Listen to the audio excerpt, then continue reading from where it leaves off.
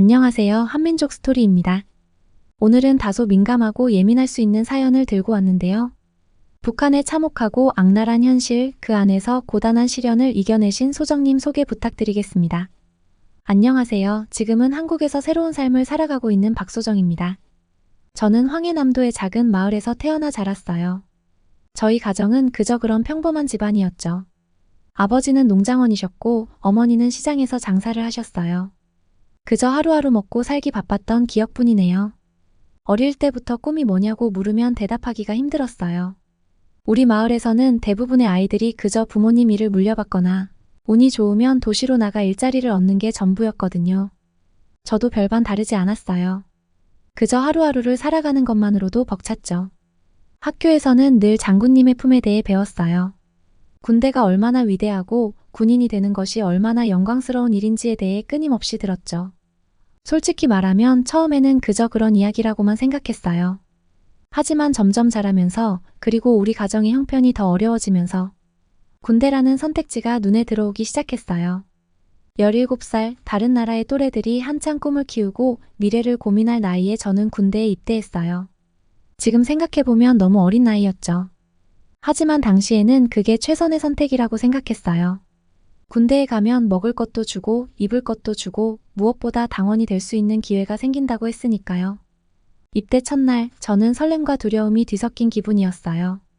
머리카락을 짧게 자르고 군복을 입었을 때 거울 속에 제 모습이 낯설게 느껴졌어요. 그래도 어딘가 모르게 자랑스러웠죠. 이제 나도 장군님의 군대야라고 생각하면서요.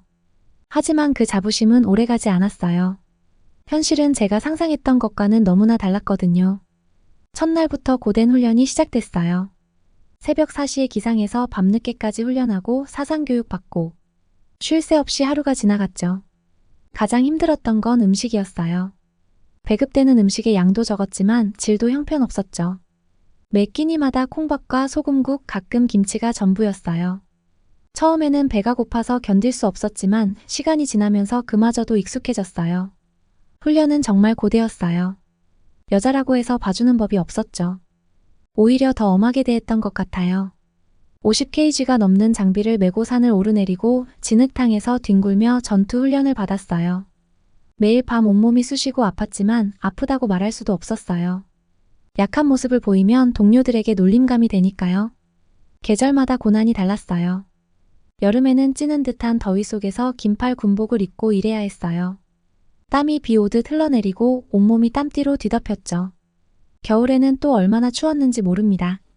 난방이라곤 전혀 없는 막사에서 얇은 이불 하나로 밤을 지새웠어요. 발가락이 동상에 걸려 살이 썩어 들어가는 동료들도 많았죠. 그 와중에도 가장 견디기 힘들었던 건 가족과의 단절이었어요. 북한 군대는 면회나 휴가가 없거든요.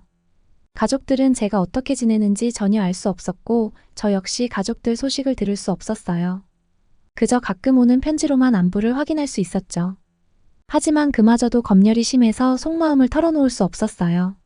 늘 장군님의 은혜에 보답하며 열심히 복무하고 있다는 식의 내용만 쓸 수 있었죠. 실제로는 매일매일이 지옥 같았지만 그런 내용은 쓸 수도 없었어요. 군 생활을 하면서 점점 깨달았어요. 이곳은 제가 생각했던 그런 영광스러운 곳이 아니라는 걸요. 그저 인간의 기본적인 권리마저 박탈당한 채 기계처럼 살아가는 곳이었어요. 하지만 이미 돌이킬 수 없는 선택을 했다는 걸 알았죠. 5년이라는 긴 시간 동안 이곳에서 버텨야 한다는 사실에 절망감이 밀려왔어요. 그래도 저는 포기하지 않으려 했어요. 이것만 견디면 더 나은 미래가 올 거야 라고 스스로를 위로하면서요. 하지만 그때는 몰랐죠. 제 앞에 기다리고 있는 것이 더 큰 고통이라는 걸요. 그때 당시 저는 아직 인생의 가장 어두운 순간들이 앞으로 다가올 줄은 전혀 몰랐답니다. 군 생활이 1년쯤 지났을 무렵 저는 이제 어느 정도 적응했다고 생각했어요. 힘든 훈련, 배고픔, 추위. 모든 것이 일상이 되어버렸죠. 하지만 그때 제 인생을 완전히 뒤바꿔 놓을 사건이 일어났어요. 그날도 평소와 다름없는 하루였어요. 오전 훈련을 마치고 점심을 먹은 뒤 오후 작업을 하러 가던 중이었죠. 그때 정치지도원이 저를 불렀어요. 정치지도원은 부대에서 가장 권력 있는 사람 중 하나예요. 그의 말 한마디에 우리의 운명이 바뀔 수 있는 그런 존재죠. 그가 저를 자기 방으로 따라오라고 했을 때 전 아무 의심 없이 따라갔어요. 어쩌면 제가 뭔가 잘못한 게 있나 걱정도 됐죠. 하지만 그의 방에 들어서는 순간 뭔가 이상하다는 걸 직감했어요. 그의 눈빛이 달라졌어요. 평소에 차갑고 위압적인 눈빛이 아니었죠. 욕망으로 가득 찬 눈빛이었어요. 그가 갑자기 제 입술을 만지면서 말했어요. 너 입술이 참 예쁘구나. 화장했어? 저는 겁에 질려 대답도 못했어요. 그 순간부터 모든 게 악몽 같았어요. 그가 갑자기 저를 껴안더니 강제로 입을 맞추려고 했어요. 저는 필사적으로 저항했죠. 하지만 남자의 힘을 당해낼 수가 없었어요. 그는 저를 바닥에 눕히고 말로 표현하기 어려운 일들을 저질렀어요. 저는 계속해서 울부짖었어요. 제발 그만해주세요. 살려주세요. 하지만 그는 아랑곳하지 않았어요. 오히려 더 거칠어졌죠. 마지막에 저는 그에게 애원했어요. 제발 피임만이라도 해주세요. 하지만 그는 비웃으며 거절했어요. 그 일이 끝나고 나서 저는 한동안 움직일 수 없었어요. 온몸이 아프고 정신은 혼미했죠. 그는 저를 내쫓으며 말했어요. 아무에게도 말하지 마. 말해봤자 너만 손해야. 저는 어떻게 막사로 돌아왔는지도 모르겠어요. 그저 기계적으로 움직였던 것 같아요. 막사에 도착해서야 제가 무슨 일을 겪었는지 실감이 났어요. 저는 구석에 앉아 한참을 울었어요. 그날 이후로 매일매일이 지옥 같았어요. 훈련을 받으면서도 작업을 하면서도 밥을 먹으면서도 계속 그 일이 떠올랐어요. 밤에는 악몽에 시달렸고 낮에는 그를 마주칠까봐 두려웠죠. 하지만 가장 무서웠던 건 따로 있었어요. 혹시 임신을 했으면 어쩌나 하는 공포였죠. 매일 아침 일어날 때마다 제 몸의 변화를 살폈어요. 생리가 늦어지면 가슴이 덜컥 내려앉았고 속이 메스꺼우면 식은땀이 났어요. 그렇게 3주 정도가 지났을 때 제 몸에 이상한 변화가 나타나기 시작했어요. 어지럽고 허리가 아프고 아랫배가 은은하게 아팠어요. 처음에는 단순히 스트레스 때문이라고 생각했어요. 하지만 점점 증상이 심해졌죠. 냉이 평소보다 많아지고 가끔은 피도 비쳤어요. 더 이상 무시할 수 없는 상황이 됐죠. 결국 저는 용기를 내어 군의관을 찾아갔어요. 검사 결과는 제가 가장 두려워하던 것이었어요. 임신이었죠. 그 순간 저는 모든 것이 무너지는 것 같았어요. 17살의 나이에 강간으로 인한 임신. 도저히 받아들일 수 없는 현실이었어요. 한동안 아무것도 할 수 없었어요. 그저 멍하니 앉아 있었죠. 정신을 차리고 나서 저는 그를 다시 찾아갔어요. 떨리는 목소리로 임신 사실을 알렸죠. 하지만 그의 반응은 충격적이었어요. 그는 피식 웃으며 말했어요. 낙태하면 되잖아. 뭘 그렇게 난리야. 그 말을 듣는 순간 저는 이 사람이 얼마나 비인간적인 존재인지 깨달았어요. 제 인생을 망가뜨리고 제 몸과 마음에 깊은 상처를 남겼는데 그에게는 그저 하나의 사건일 뿐이었던 거죠. 결국 저는 강제로 낙태 수술을 받게 됐어요. 하지만 그 과정은 또 다른 고통이었어요. 북한 군대에서는 마취도 없이 수술을 진행하거든요. 비용 절감을 위해서라고 하더라고요. 수술대에 누워있는 동안 저는 온갖 생각이 머릿속을 스쳐 지나갔어요. 왜 이런 일이 나에게 일어났을까? 이 아이의 잘못은 뭘까? 내가 정말 이렇게 해도 되는 걸까? 하지만 선택권이 없었어요. 그저 눈을 감고 모든 것이 빨리 끝나기만을 바랐죠. 수술 과정은 말로 표현할 수 없을 만큼 고통스러웠어요. 차가운 수술 도구가 제 몸 안으로 들어올 때마다 온몸이 떨렸고 참을 수 없는 통증에 비명을 지르고 싶었지만 그마저도 허용되지 않았어요. 그저 이를 악물고 견뎌야 했죠. 수술이 끝나고 나서도 고통은 계속됐어요. 육체적인 통증도 심했지만 그보다 더 큰 것은 정신적인 고통이었어요. 한 생명을 지우고 말았다는 죄책감, 여자로서의 상실감, 그리고 이 모든 일을 겪어야 했다는 분노와 슬픔이 저를 괴롭혔어요. 회복 기간 동안 저는 거의 모든 시간을 울며 보냈어요. 동료들은 제가 단순히 아프다고만 알고 있었죠. 누구에게도 이 일을 말할 수 없었으니까요. 혼자서 모든 아픔을 삼켜야 했어요. 시간이 지나면서 육체적인 상처는 조금씩 아물어갔지만 마음의 상처는 쉽게 낫지 않았어요. 악몽에 시달렸고 사소한 일에도 깜짝깜짝 놀라곤 했죠. 남자들을 보면 공포감이 들었고 누군가 제 몸에 손을 대는 것조차 견딜 수 없었어요. 그런데 이상하게도 주변 사람들의 시선이 달라지기 시작했어요. 처음에는 동정의 눈빛으로 보는 줄 알았는데 점점 그게 아니라는 걸 깨달았죠. 수군거리는 소리가 들리기 시작했어요. 제가 그 간부랑 놀았대. 쉬운 여자래. 그제서야 알았어요. 제 일이 소문이 났다는 걸요. 하지만 진실은 아무도 모르고 있었어요. 그들은 제가 자발적으로 그런 일을 저질렀다고 생각하고 있었던 거예요. 누구도 제가 강간을 당했다고 생각하지 않았어요. 이런 소문은 제 군 생활을 더욱 힘들게 만들었어요. 동료들은 저를 멀리하기 시작했고 일부 남자들은 저를 쉬운 여자로 취급하며 은근히 접근하려 했죠. 매일매일이 지옥 같았어요. 그래도 저는 버텨보려 했어요. 이것만 견디면 제대할 수 있어. 그때까지만 참자. 라고 스스로를 다독였죠. 하지만 그건 제 착각이었어요. 더 큰 시련이 저를 기다리고 있었거든요. 이 일은 제 인생의 큰 전환점이 되었어요. 군대에 대한 환상이 완전히 깨졌고 이 체제에 대한 의문이 생기기 시작했죠. 하지만 그때는 아직 탈북을 생각할 단계는 아니었어요. 그저 하루하루를 버티는 것만으로도 힘겨웠으니까요. 지금 돌이켜보면 그때 제가 얼마나 어리고 순진했는지 깨닫게 돼요. 17살의 나이에 그런 끔찍한 경험을 하고 혼자서 그 모든 것을 감당해야 했다는 게 너무나 가슴 아파요. 그때 제대로 된 상담이나 치료를 받았다면 어땠을까 하는 생각도 들어요. 하지만 북한에서는 그런 게 가능하지 않았죠. 이 경험은 제 삶에 깊은 상처를 남겼어요. 하지만 동시에 저를 더 강하게 만들어주기도 했어요.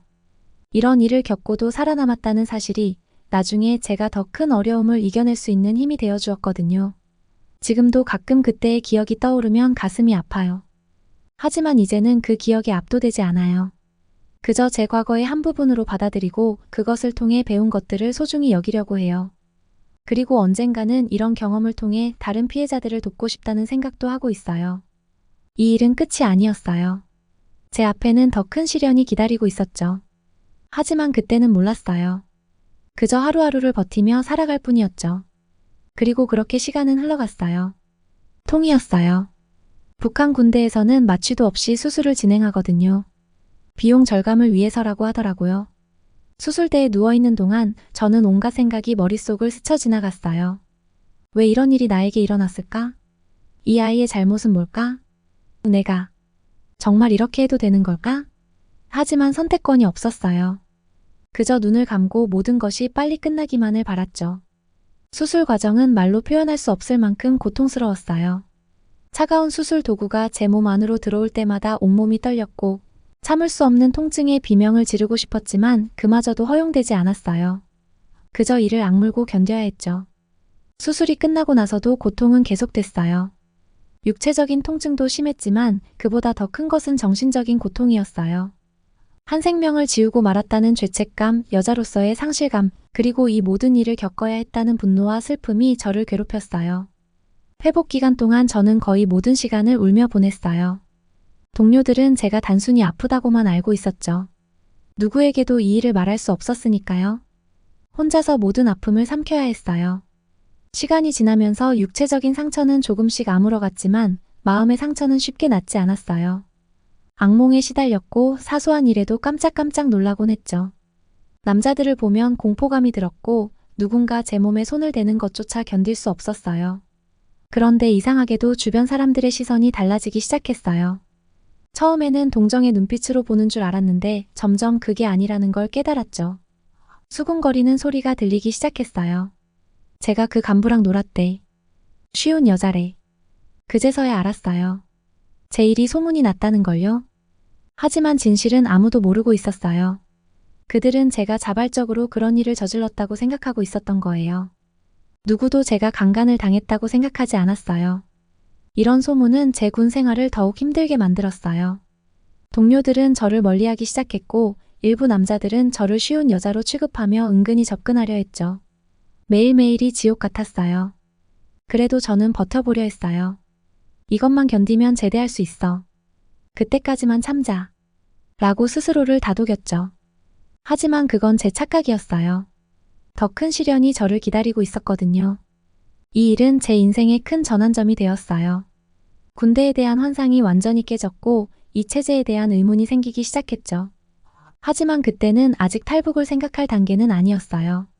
그저 하루하루를 버티는 것만으로도 힘겨웠으니까요. 지금 돌이켜보면 그때 제가 얼마나 어리고 순진했는지 깨닫게 돼요.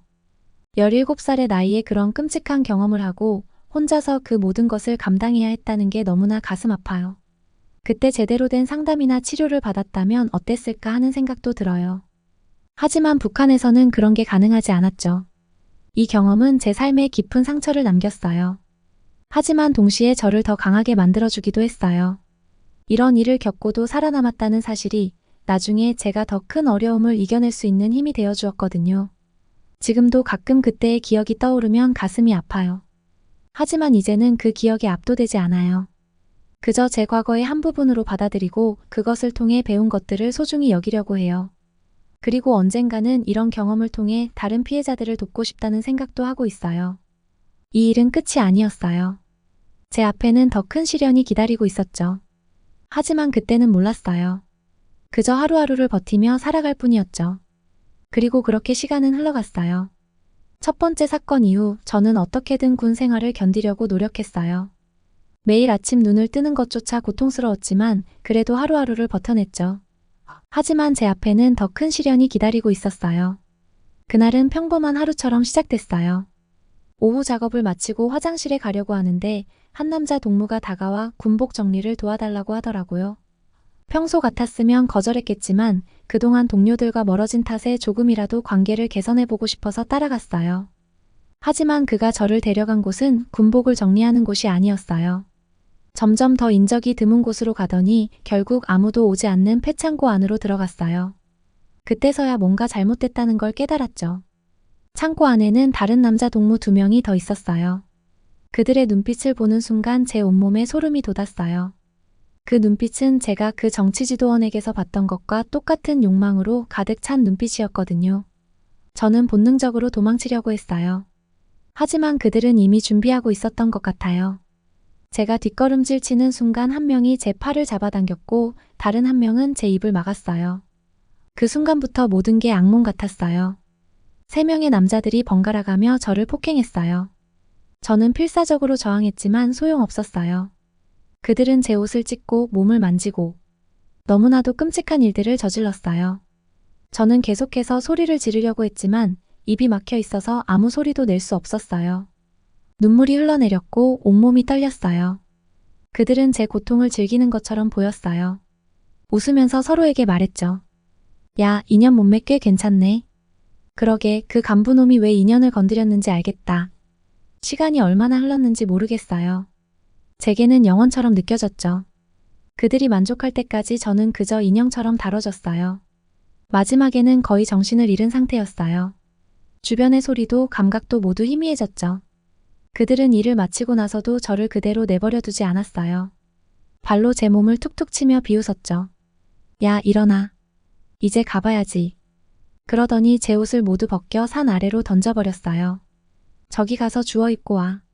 알몸으로 부대에 들어오면 재밌겠다. 저는 간신히 정신을 차리고 산 아래로 기어갔어요.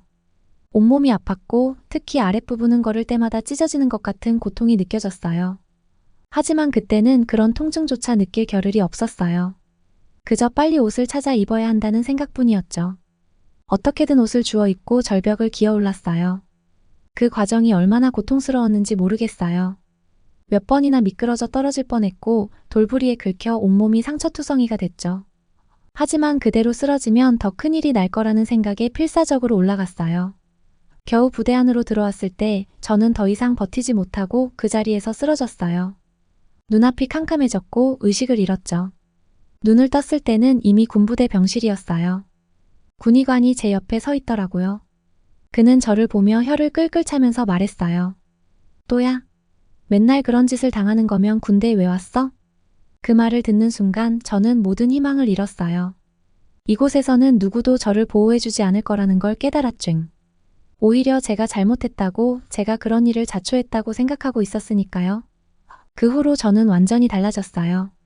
더 이상 웃지 않았고 말도 거의 하지 않았죠. 훈련이나 작업을 할 때도 그저 기계처럼 움직일 뿐이었어요. 밤에는 악몽에 시달렸고 낮에는 공포에 떨며 지냈어요. 동료들의 시선은 더욱 차가워졌어요. 이제는 아예 저를 투명인간 취급했죠.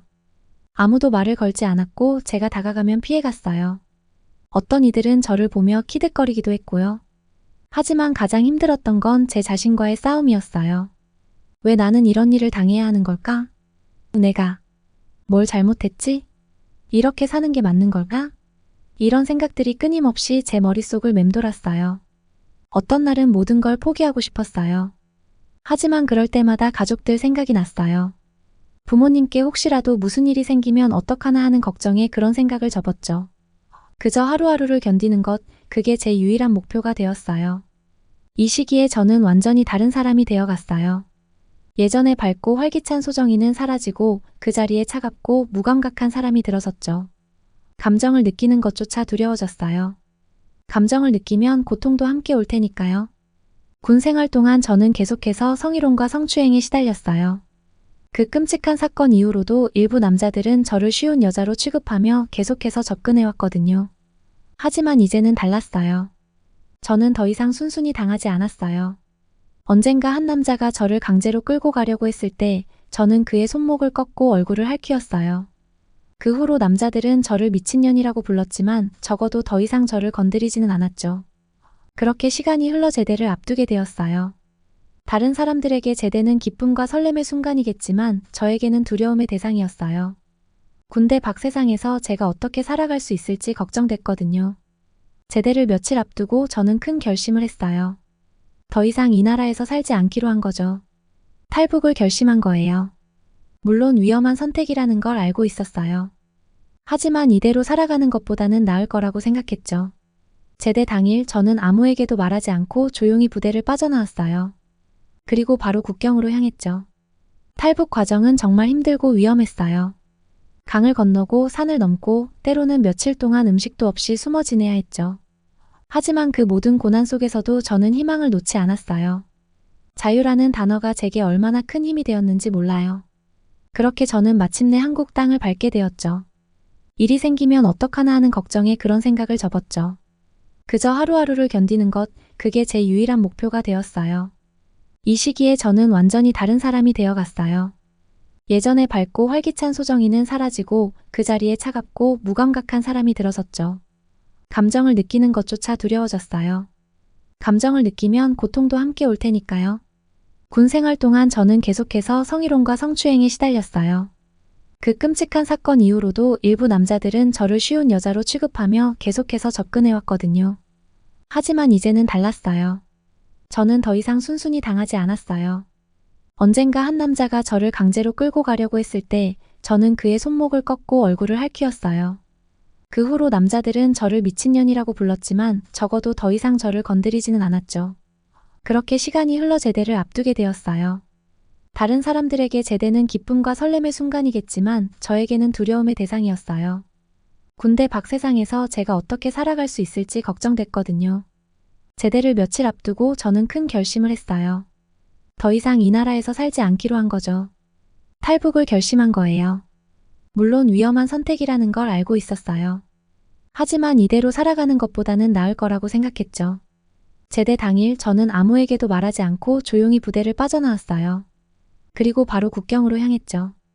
탈북 과정은 정말 힘들고 위험했어요. 강을 건너고 산을 넘고 때로는 며칠 동안 음식도 없이 숨어 지내야 했죠.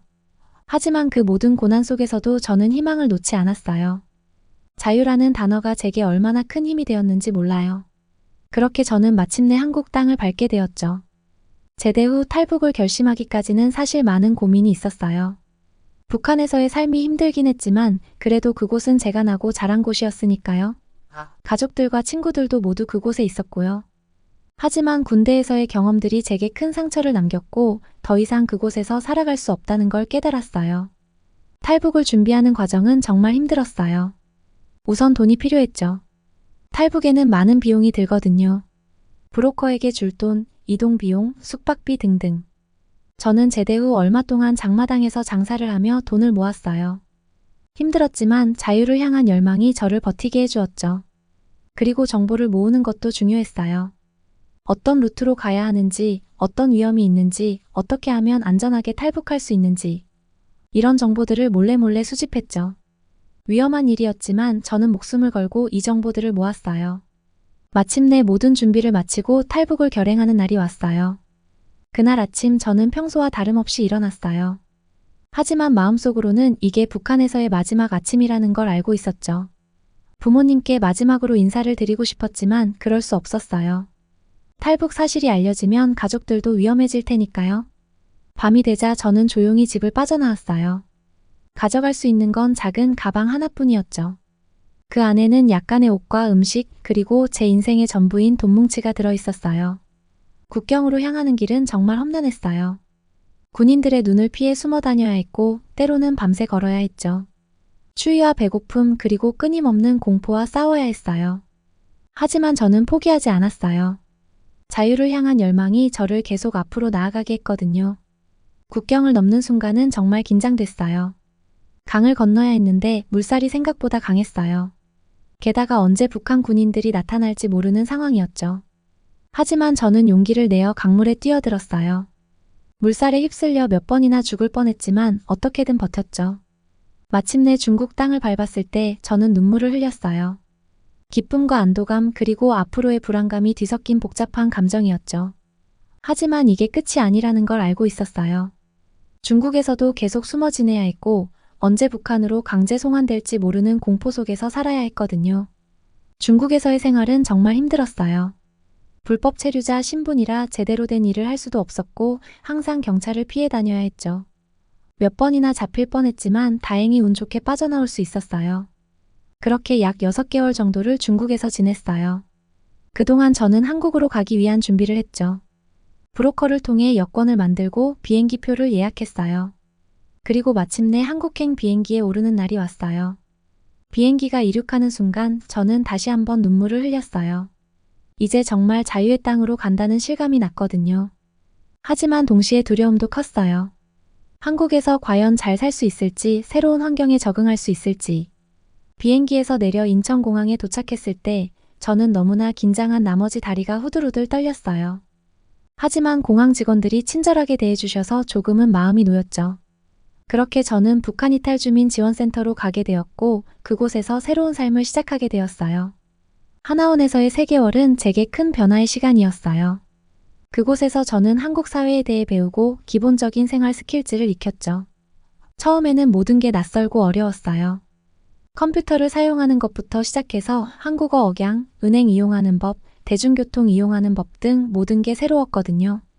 특히 힘들었던 건 심리적인 부분이었어요. 북한에서의 트라우마가 여전히 저를 괴롭혔고 새로운 환경에 대한 불안감도 컸죠. 하지만 하나원의 선생님들과 같은 처지의 동료들 덕분에 조금씩 적응해 나갈 수 있었어요. 하나원을 나와 실제 한국 사회에 정착하는 과정도 쉽지 않았어요. 처음에는 작은 원룸에서 혼자 살기 시작했는데 그 고독감이란. 때로는 북한에 있는 가족들이 너무 그리워 밤새 울기도 했죠. 하지만 동시에 이 자유로운 삶이 얼마나 감사한지 모르겠다는 생각도 들었어요. 일자리를 구하는 것도 큰 도전이었어요.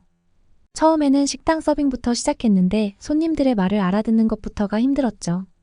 북한 사투리 때문에 종종 오해를 사기도 했고요. 하지만 포기하지 않고 열심히 일했어요.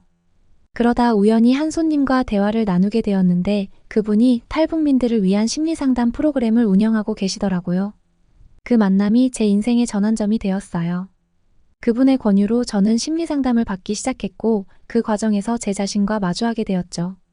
군대에서의 트라우마, 탈북 과정의 고통, 그리고 새로운 환경에 대한 두려움. 이 모든 것들을 하나씩 풀어나가기 시작했어요. 상담을 받으면서 저는 깨달았어요. 제가 겪은 고통을 다른 사람들도 겪고 있을 거라고요. 그래서 저도 그들을 돕고 싶다는 생각이 들었죠. 그렇게 저는 심리상담사가 되기로 결심했어요. 대학 입학은 또 다른 도전이었어요. 나이도 많고 기초 지식도 부족했지만 저는 포기하지 않았어요. 밤낮으로 공부했고 마침내 대학에 입학할 수 있었죠. 심리학을 전공으로 선택했고 지금은 열심히 공부하고 있어요. 대학 생활은 정말 새로운 경험의 연속이에요. 처음으로 또래 친구들과 어울리게 되었고 다양한 사람들을 만나며 시야가 넓어졌죠. 물론 여전히 힘든 순간들이 있어요. 가끔 수업 중에 이해하지 못하는 용어들이 나오면 좌절감이 들기도 하고 조별 과제를 할 때 제 의견을 제대로 표현하지 못해 속상할 때도 있어요. 하지만 이제는 알아요. 이 모든 과정이 제가 성장하는 데 필요하다는 걸요. 그래서 포기하지 않고 계속 나아가고 있어요. 한국에서의 삶이 항상 순탄한 것은 아니에요. 여전히 편견과 차별을 경험할 때가 있죠. 탈북자라는 꼬리표가 때로는 무겁게 느껴져요. 하지만 이제는 그런 시선에 주눅 들지 않아요. 오히려 제 경험을 통해 사람들에게 북한의 실상을 알리고 통일의 필요성을 이야기하고 있어요. 지금 제 꿈은 탈북민들을 위한 전문 심리 상담사가 되는 거예요. 제가 겪은 고통을 누구보다 잘 이해하기 때문에 그들의 아픔을 함께 나누고 치유하는 데 도움을 줄 수 있을 거라고 믿어요. 동시에 남한 사람들에게도 북한 이탈 주민들의 어려움을 이해시키고 서로 화합할 수 있는 방법을 찾고 싶어요. 물론 아직 갈 길이 멀어요. 학업도 마쳐야 하고 자격증도 따야 하고 실제 경험도 쌓아야 해요. 하지만 저는 이 모든 과정을 즐기고 있어요. 매일매일이 새로운 도전이고 배움의 연속이니까요. 가끔은 북한에 있는 가족들 생각에 마음이 아파요. 그들의 안전을 위해 연락할 수도 없고 그저 무사히 지내고 있기를 바랄 뿐이에요. 언젠가는 그들과 다시 만날 수 있길 간절히 바라고 있어요. 지금 돌이켜보면 제 인생은 정말 드라마 같아요. 17살에 군대에 입대해서 겪은 고통, 탈북의 위험한 여정, 그리고 지금 한국에서의 새로운 삶. 이 모든 게 제가 지금의 저로 성장하는 데 필요한 과정이었다고 생각해요. 앞으로의 삶이 어떨지 아직 모르겠어요. 하지만 한 가지 확실한 건 제가 이제 제 삶의 주인이라는 거예요. 더 이상 누군가에 의해 강요되거나 억압받는 삶이 아니라 제가 선택하고 만들어가는 삶을 살고 있어요. 그리고 이 자유가 얼마나 소중한지 매일매일 깨닫고 있죠. 제 이야기가 누군가에게 힘이 되었으면 좋겠어요. 지금 힘든 시간을 보내고 있는 누군가가 있다면 포기하지 말라고 말해주고 싶어요. 어떤 어려움도 반드시 끝이 있고 그 끝에는 새로운 시작이 기다리고 있다는 걸 제 삶을 통해 보여주고 싶어요. 이제 저는 앞으로 나아가려 해요. 더 나은 사람이 되기 위해, 더 많은 사람들을 도울 수 있는 사람이 되기 위해 노력할 거예요. 그리고 언젠가는 통일된 조국에서 가족들과 다시 만날 수 있기를 간절히 바라고 있어요. 그때까지 저는 계속해서 제 꿈을 향해 한 걸음씩 나아갈 거예요.